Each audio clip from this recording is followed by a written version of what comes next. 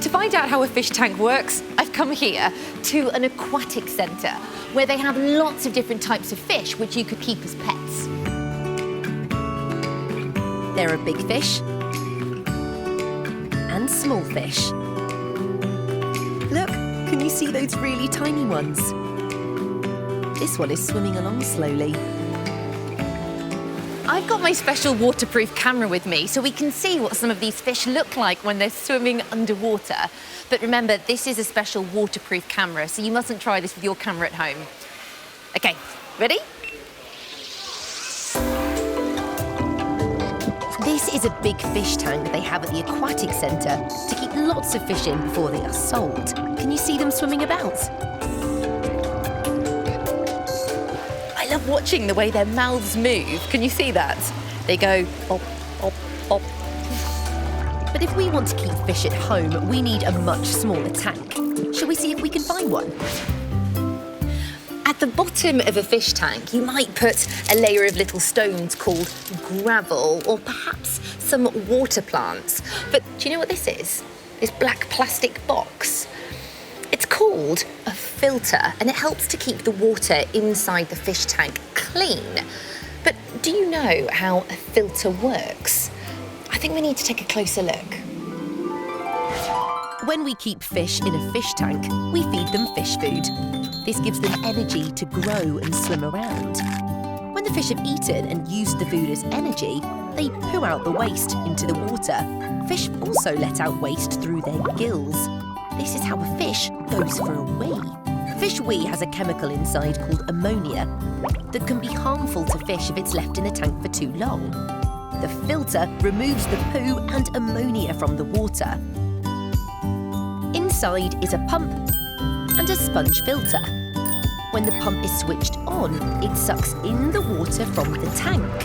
The filter has lots and lots of tiny organisms inside called bacteria. As the water is pushed through the sponge filter, the bacteria turn the ammonia into a chemical called nitrate, which is less harmful to fish.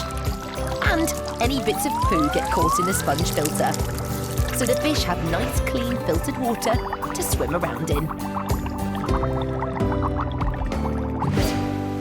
That is so clever, isn't it? I've got a special underwater microphone with me. It's called a hydrophone, and the hydrophone will let us hear what it sounds like underwater. But remember, this is a special microphone, so you mustn't try this at home. Let's give it a go.